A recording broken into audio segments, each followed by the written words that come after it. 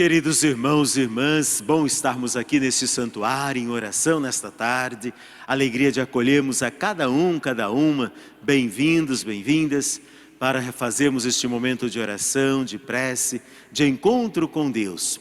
Estando em torno do altar, aos pés de São Miguel Arcanjo, juntos de Nossa Senhora, celebrando neste tempo pascal, na alegria do Cristo vivo, do Cristo luz, do Cristo ressuscitado, a alegria de sermos filhos da vida, de um Deus que nos fez para viver e viver em plenitude, e alcançarmos também a plenitude eterna da nossa vida. Não fomos feitos para pouca coisa, Deus nos fez para muito, nos fez para estar com Ele um dia na eternidade. Até lá, vamos lutando, vamos pelejando, como se diz, mas vamos na certeza de que a vitória será nossa, e será grande a nossa vitória, ainda que também grandes sejam as nossas batalhas. Graças aos evangelhos, aos evangelistas, a palavra de Deus, esta boa nova, de um Deus que se encarnou, que se fez entre nós, que caminhou entre nós, que abriu as portas do céu para nós com a sua palavra, que nos resgatou da condição de pecadores, que se entregou, foi condenado, morreu numa cruz, foi sepultado, mas ressuscitado, vivo está. Graças à narrativa dos nossos evangelistas, nós podemos hoje crer e reconhecer toda essa história da salvação. E hoje nós estamos celebrando um desses grandes pilares dos evangelhos, que é São Marcos. Esse jovem, seguidor dos apóstolos, seguidor de Jesus Cristo, era o mais moleque de todos, mais novinho de todos, até um pouco meio chorão. Era jovenzinho, ficava sempre meio assim, com aquele ar meio sofrido dele. Uma hora ou outra eles discutiam entre Pedro e Barnabé por causa dele. Aí Barnabé falou: não quero esse moleque chorão comigo não, leva contigo. Pedro: não, deixa, vai comigo. E foi um grande apóstolo, um grande anunciador. E chegou a hora que ele quis colocar por escrito tudo aquilo que se falava, tudo aquilo que tinha ouvido falar de Jesus, que Jesus tinha feito. Marcos foi o que primeiro escreveu o Evangelho. O primeiro dos 4 evangelhos que nós temos é o Evangelho de São Marcos. É o mais breve, é o mais curtinho. Foi uma compilação que ele fez dos fatos que se lembrava, que se discutia, que se falava nas comunidades cristãs da época. Dali surgiu o Evangelho de São Marcos.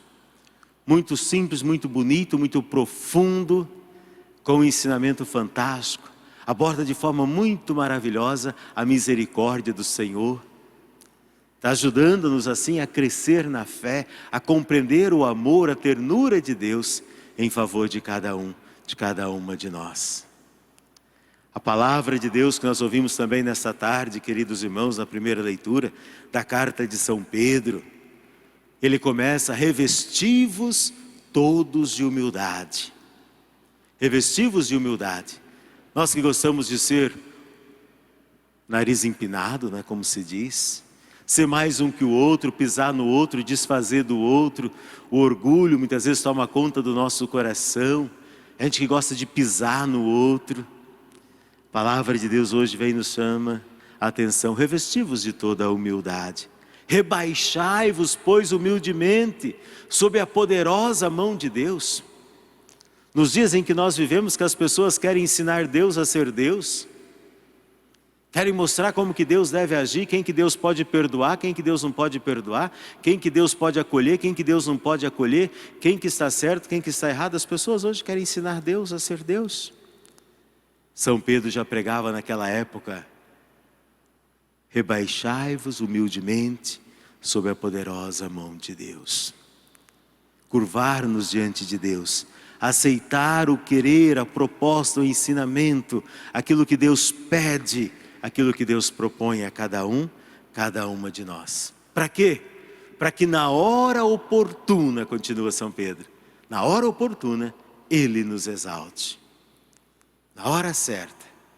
Porque não adianta nos exaltar diante dos homens. Não adianta sermos elevados, porque quanto maior somos, maior o tombo, não é? Quanto mais altos chegamos, mais rápido é o tombo. Então nós temos que ser elevados na hora oportuna, na hora de Deus. na graça de Deus. Mas continua a primeira leitura de forma muito bonita, quando Pedro, chama a atenção daquela comunidade: lançai toda a vossa preocupação sobre o Senhor. Lançai sobre o Senhor sua preocupação, porque Ele cuida de vós.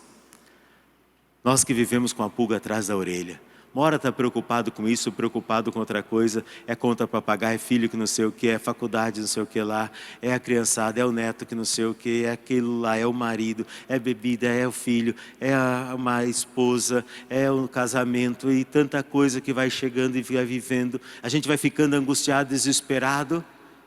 A palavra de Deus diz hoje para você, meu irmão, para você, minha irmã: lançai a sua preocupação sobre o Senhor. Deixa Ele cuidar de você. Deixa Ele cuidar de você.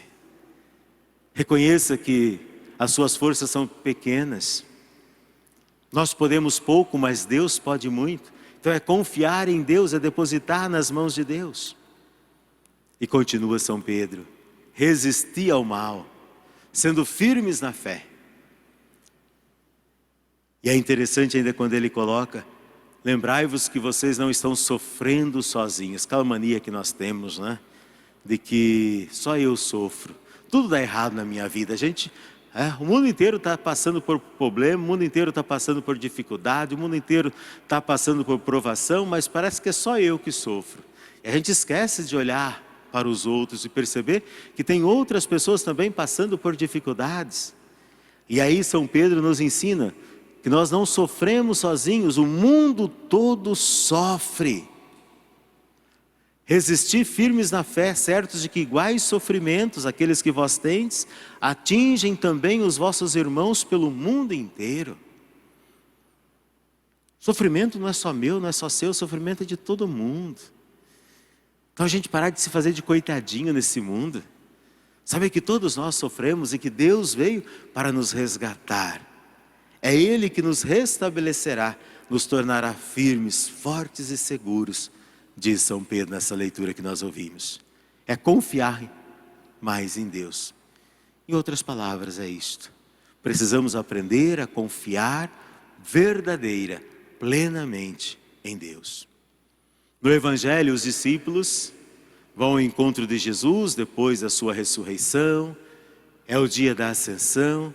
Jesus envia os discípulos em missão. Quem recebeu a graça da luz de Cristo, quem contemplou o Cristo ressuscitado, quem sente o amor de Cristo, não consegue guardar só para ele. É aquela novidade que quando chega nos seus ouvidos diz, coça a língua, né? Que a gente fala assim, eu não consigo guardar para mim isso. Eu preciso ligar para alguém para falar, eu preciso dizer para alguém. Aquela coisa que dá aquele comichão na gente de passar para frente. Assim deve ser o Evangelho de Jesus na nossa vida, queridos irmãos.